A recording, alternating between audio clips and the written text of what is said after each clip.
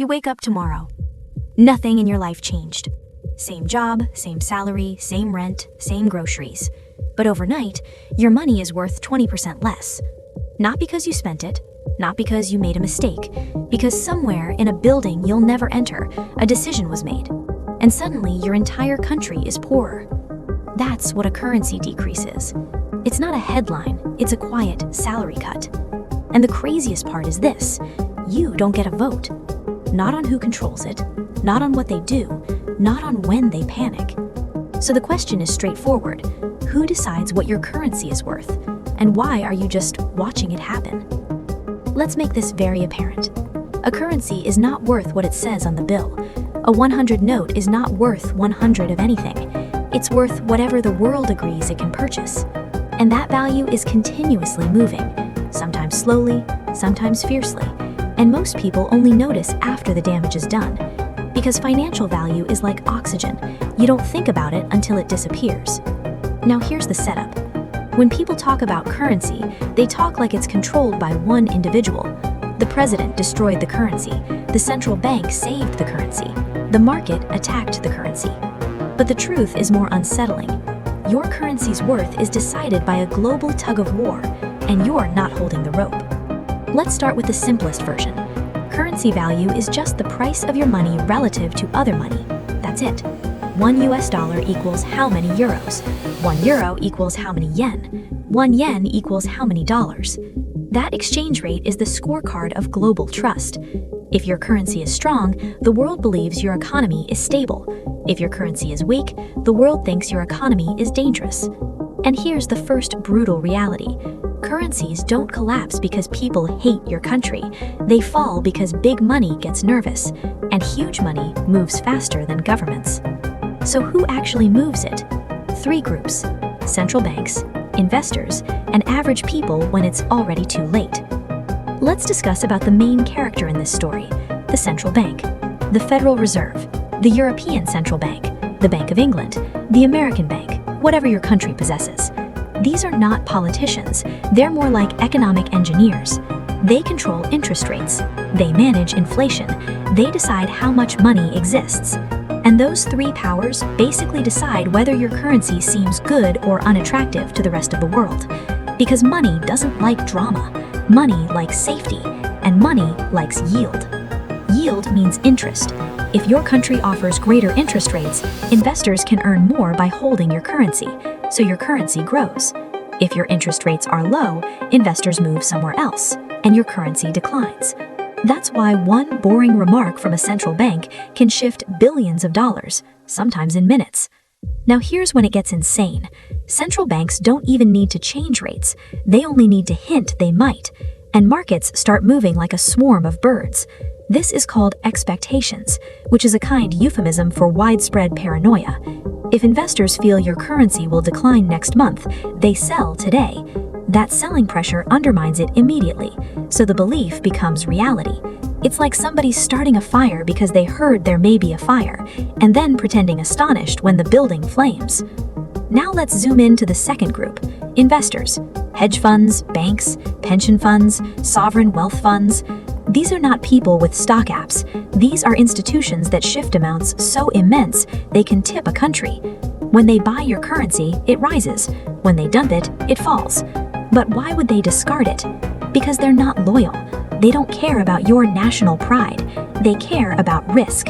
And the most essential thing they watch is your country's ability to pay its debts, especially foreign debt. Because if a country borrows in dollars but earns in its own currency, it has a problem. Let's make this simple. Imagine you make money in Audestry coins, but your rent is in US dollars. If Audestry coins declines, your rent gets more expensive overnight. Same rent, more Audestry coins needed. That is exactly what happens to countries. When your currency weakens, paying dollar-denominated debt becomes harder, sometimes impossible. And when investors smell that danger, they flee, not walk, run.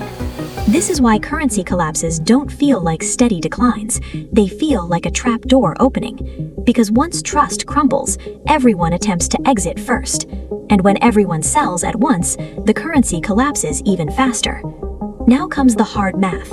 Most people think inflation is what kills a currency, but inflation is often the symptom. The sickness is confidence. A currency falls when people cease thinking it will hold value tomorrow, and once that belief is gone, no speech fixes it. Because currency is a social contract. It's an agreement between millions of strangers. I'll accept this paper today because I believe someone else will accept it tomorrow. That's the deal. And if tomorrow feels uncertain, people cease accepting the deal. They rush into dollars, gold, crypto, real estate, anything that feels harder to print. That's how broken the system gets. Now you might be thinking, okay, but certainly the government can stop this, right? Well, occasionally. If a country has large reserves of foreign currency, like dollars, it can defend its currency. It can buy its own currency in the market to bring the value back up, basically like shoring up its own reputation with money. But reserves are not unlimited, and if investors believe the country is burning up its reserves, they sell even harder, because now the central bank seems desperate, and desperation is a stench markets can smell from across the earth. This is why defending a currency can become a deadly spiral. It's like trying to stop a flood with buckets. Now here's the bit nobody likes admitting. The most powerful currency decider on earth isn't your central bank. It's the US Federal Reserve. Because the US dollar is not merely America's currency, it's the world's emergency money. Oil is priced in dollars. Global trade is valued in dollars. International debt is priced in dollars. So when the Fed raises interest rates, the entire planet feels it. Money flows into the US because US assets suddenly pay more, which means money pours out of emerging markets, which weakens their currency, which makes their dollar debt more expensive, which raises default risk, which terrifies investors, which leads more money to leave. And suddenly, a decision taken in Washington becomes a financial earthquake in Brazil, Turkey, Nigeria, Europe, UAE, Finland, UK. And you didn't vote for the Fed, but the Fed influences your life anyway. That's the irony. The world functions on a currency controlled by a country that only reflects its own voters. So when Americans fight inflation, other countries may pay the price. Now let's address the hype versus reality. People love to say the market decides, like it's some fair, neutral mechanism. But markets are not democratic. They are weighted. One billionaire moving $1 billion matters more than 10 million workers going to work. Currency value is not decided by effort. It's decided by flows. Capital flows, debt flows, trade flows, and trust pours. Which means your currency can decline even if your people are hardworking, even if your businesses are productive, even if your country is doing fine. Because global investors aren't judging your character, they're judging your balance sheet. Now zoom out. What does this mean for you? It means your pay is not the only figure that matters. Your currency is the unseen multiplier on your life. If your currency declines, imports get pricey.